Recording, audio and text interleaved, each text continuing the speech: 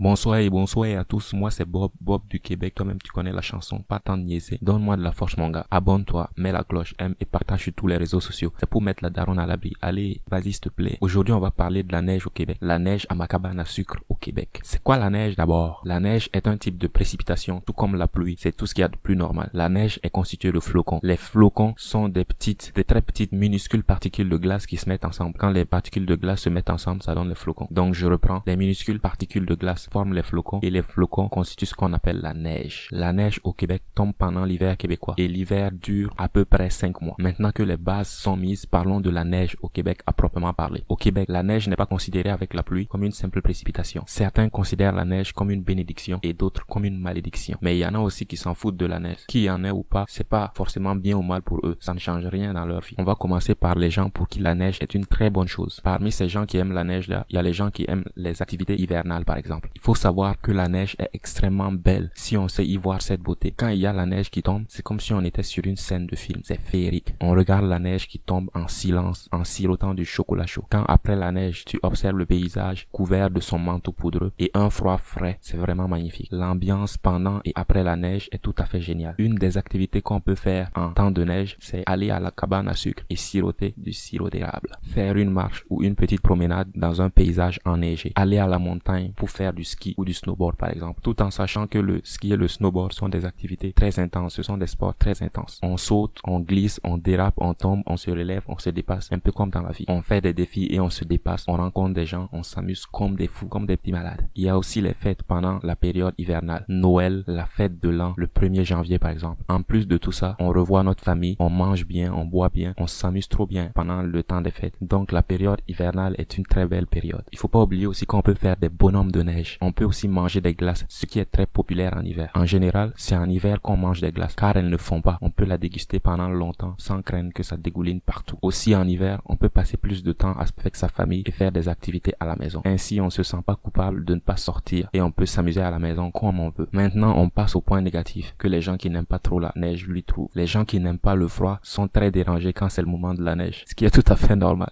Car quand il y a la neige, il fait froid et parfois même très très froid. Les températures peuvent dégringoler et atteindre les moins 20, moins 30 ou moins 40 degrés Celsius. Il arrive qu'il fasse très extrêmement froid. Il y a plein de choses qu'on ne peut plus faire en hiver. Quand il y a beaucoup de neige partout, les activités qu'on faisait dehors avant, on ne peut plus les faire dehors. Par exemple, jouer au foot dehors, jouer au volleyball, jouer au tennis, tout cela, il faut oublier. En gros, tous les sports que tu aimes faire sur le gazon, tout cela, il faut oublier. Aller à la piscine et bronzer sous le soleil, tout cela est moins accessible quand il y a la neige. On doit aller très loin pour avoir accès à une piscine gratuite. Pour les autres activités intérieures, il faut payer pour jouer. Donc, en hiver, beaucoup de gens sont inactifs, restent à l'intérieur et prennent du poids. Aussi, quand la neige se répand, il faut déneiger après. Mais c'est pas du tout facile. Alors, pas du tout facile. Surtout quand il y a beaucoup de neige et que ta voiture est complètement ensevelie par la neige. Quand ta voiture est enterrée dans la neige, tu peux me croire, c'est pas facile de la déterrer. Le deuxième défi à rencontrer pendant la neige, c'est le verglas. Le verglas, c'est quand la neige touche le sol, se liquéfie, puis se solidifie. En gros, c'est quand il y a la glace sur le sol. Et quand il y a la glace, ça glisse, mesdames et messieurs. Ça glisse vraiment. Ainsi, beaucoup de gens se fracturent des os ou se tordent des articulations en marchant sur le sol glissant. Quand je dis ça glisse vraiment. Comme une patinoire ou comme un sol savonné ou quand il y a de l'huile sur le sol ou quand il y a une peau de banane, ça glisse extrêmement. Et tu peux tomber et te blesser gravement à n'importe quel moment. Quand je dis blessure grave, je parle ici de rupture des muscles, des tendons ou des os. C'est vraiment grave. Ça peut être une simple chute, mais ça peut aussi être une chute très grave. Il y a aussi beaucoup d'accidents de la route à cause du verglas et de la forte neige. Le troisième monstre, c'est le blizzard qui apparaît quelquefois. Il s'agit d'une grande quantité de neige qui tombe accompagnée de vents violents. Si jamais il y a un blizzard alors que le sol est déjà verglacé, ça devient complètement épique. C'est une véritable catastrophe la fusion de ces deux-là. Il y a plein de dégâts après. J'espère que tu en sais un peu plus maintenant sur l'hiver québécois. Prends soin de toi. Donne-moi de la force mon gars. Abonne-toi, mets la cloche, aime et partage sur tous les réseaux sociaux. C'est pour mettre la daronne à l'abri. Allez, vas-y s'il te plaît.